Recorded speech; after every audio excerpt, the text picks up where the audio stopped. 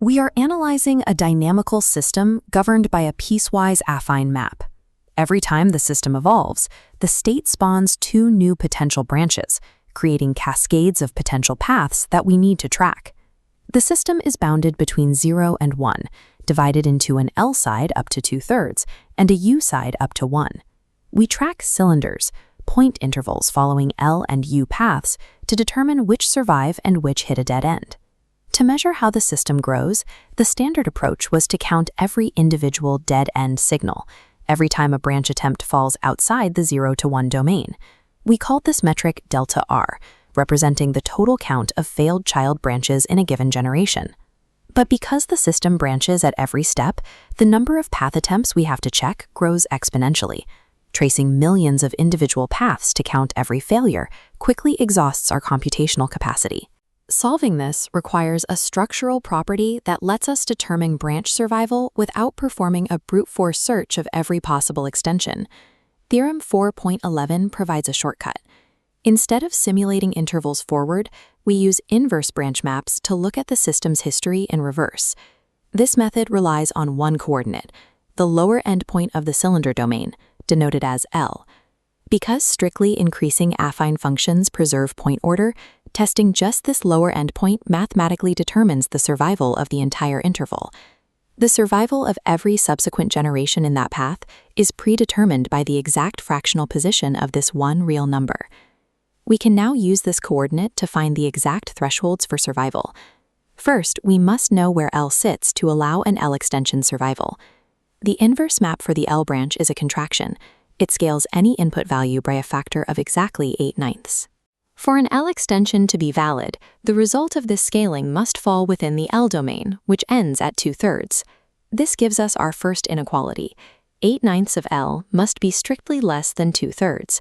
Isolating L by multiplying both sides by 9/8 shows that our lower endpoint must be less than 3/4. Because our intervals are half open, reaching exactly 3/4 is a failure. It maps to exactly 2/3, which sits at the very start of the U domain, not the L domain.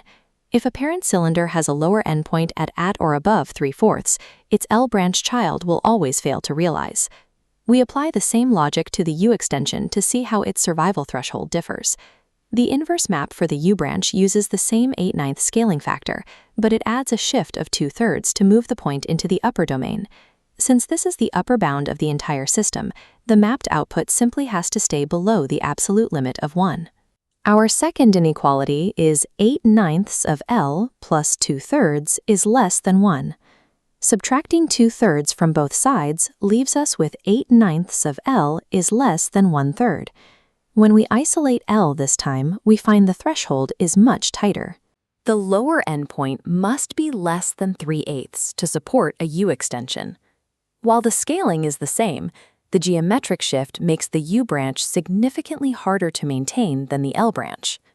Now we can overlay these two independent algebraic rules to clearly see the complete picture of path survival. We have our two critical markers, the 3/8 limit for the U branch and the 3/4 limit for the L branch.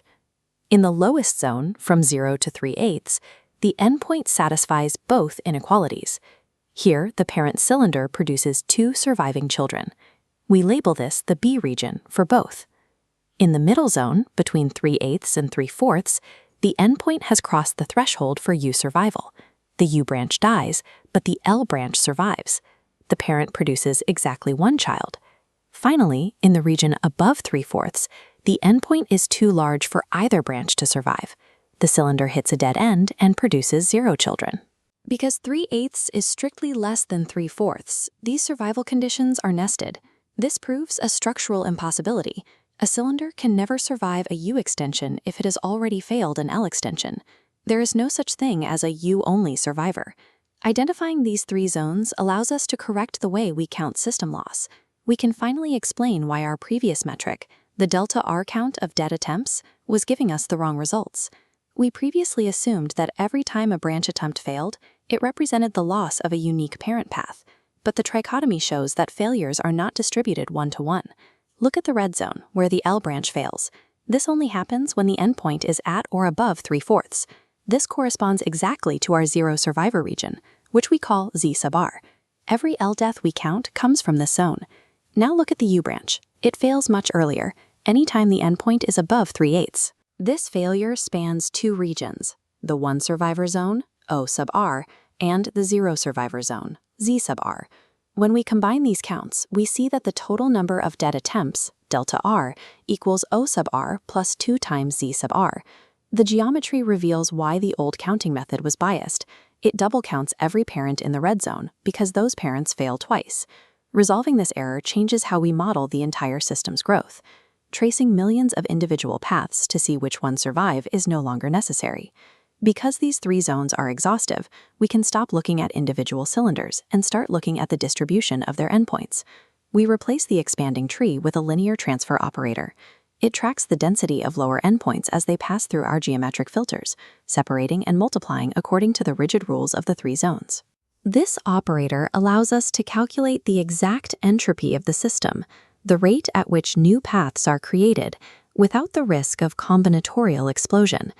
By identifying the continuous coordinate hidden inside a branching process, a recursive tree search is replaced by an exact equation.